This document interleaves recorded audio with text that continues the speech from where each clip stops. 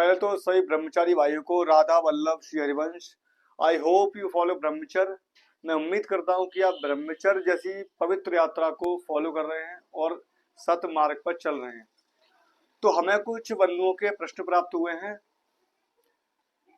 उनमें से मैंने 5 प्रश्न नोट कर लिए हैं। इनके उत्तर मैं विस्तार पूर्वक देने का प्रयास करूंगा। तो पहला प्रश्न हमारे भाई ने पूछा है कि भाई आपने चश्मा क्यों लगा रखा है, आप तो ब्रह्मचारी हैं, यानी कि आप तो ब्रह्मचर्य का पालन कर रहे हैं, आपने चश्मा क्यों लगा रखा है।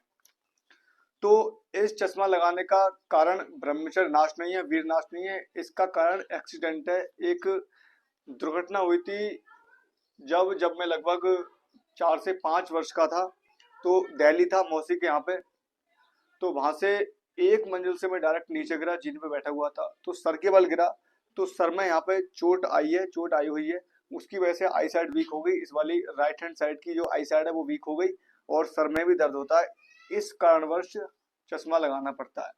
डॉक्टर ने ऑपरेशन बताया कि भैया ऑपरेशन होगा। हमने कर दिया ऑपरेशन को मना, कि वो तो कराना नहीं है। तो इस वजह से चश्मा लगाना पड़ता है। तो इसका कारण कोई वीरनाश नहीं है। दूसरा, समझ नहीं आ रहा कि किसका नाम जप करूं, भोले बाबा का, श्री जी का या राम जी का। तो देखिए, राम जी हो, श्री जी हो या फिर भोले बाबा हो, इनमें से बिल्कुल भी कोई अंतर नहीं है। तीनों ही स्वरूप एक हैं। परमात्मा एक है, बस उनके रूप अलग अलग हैं, भिन्न भिन्न है। अब ये विक्षेप आपके अंदर डाला किसने? ये विक्षेप डाला मन ने। क्योंकि मन हमें चाहता है कि हम प्रभु का चिंतन बिल्कुल ना करें, प्रभु से बिल्कुल भी ना जुड़ें। इसीलिए मन विक्षेप पैदा कराता है कि ये जप लिया, वो जप कर लो, ये कर लिया, वो जप कर लो। तो आपको करना क्या है कि आपको पूर्ण निष्ठा के साथ कोई एक नाम पकड़ना होगा और उसी को दृढ़ता पूर्वक जप करना होगा। तभी वह उस नाम में आपको रुचि हो पाएगी और आप इस मार्ग पर आगे बढ़ पाओगे। अगला है कि भैया प्लीज बता दो, जो वीर नाश करते हैं, गाली देते हैं और गलत क्रिया करते हैं, ऐसे कलयुग में ब्रह्मचर्य रहना कैसे आवश्यक है, यानी कि कैसे हम रह सकते हैं। यानी कि उनका साफ साफ प्रश्न है कि जो व्यक्ति वीरनाश करते हैं, गाली देते हैं, गलत क्रिया करते हैं, उनके बीच में रहकर हम ब्रह्मचर्य का पालन कैसे कर सकते हैं। तो मैं 100 बात की एक बात आपको बता दे रहा हूँ कि ऐसे व्यक्तियों के बीच में रहकर कभी ब्रह्मचर्य का पालन नहीं किया जा सकता। क्योंकि सबसे जो महत्वपूर्ण बात है वो है संगत। यदि आपकी संगत गलत है तो आपकी सालों की ब्रह्मचर्य साधना खंडित हो सकती है। तो आप तो ब्रह्मचर्य की शुरुआत कर रहे हैं, तो वो कैसे पूर्ण हो जाएगी। माफ करना, थोड़ा शोर ज्यादा आ रहा है, हॉर्न वॉर्न निकल रही है गाड़ियां, उसकी वजह से। तो यही है कि आपको ऐसी संगत से बिल्कुल दूर रहना है। ऐसे व्यक्तियों के बीच में रहकर आप कभी ब्रह्मचर्य का पालन नहीं कर सकते। यदि रह भी रहे हैं तो उनसे दूरी बनाइए। कहीं ऐसे एकांत स्थान में रहिए जहाँ पे ये विषय बाहुल्यता और यहाँ पे थोड़ा ये कलयुगी वातावरण कम हो, तभी आप ब्रह्मचर्य का पालन कर सकते हैं।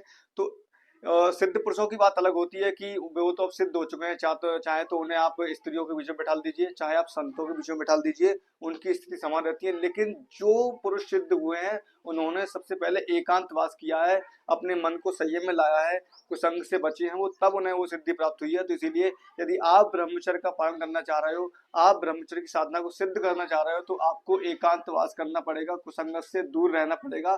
तभी अब अपनी अपनी साधना में परिपक्व हो पाओगे। तो कुसंगत से दूर रहना ही एक सोल्यूशन है।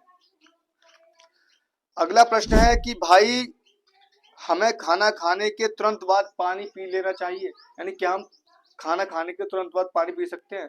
तो खाना खाने के तुरंत बाद पानी पीना जो हमारे शास्त्र है और जो खाने के नियम है उनमें बताया गया है कि खाना खाने के तुरंत बाद पानी नहीं पीना चाहिए। जो योग की पुस्तकें हैं, जो शारीरिक योग से संबंधित पुस्तकें, उनमें ये बताया गया है। ये क्यों नहीं पीना चाहिए? क्योंकि जब हम भोजन ग्रहण करते हैं तो भोजन ग्रहण करने से पहले हमें भूख लगती है। तो हमारे अंदर एक जठराग्नि उत्पन्न होती है जिसकी वजह से हमें भूख लगती है। तो जब हम खाना खा लेते हैं तो वही जठराग्नि भोजन को पचाने का कार्य करती है।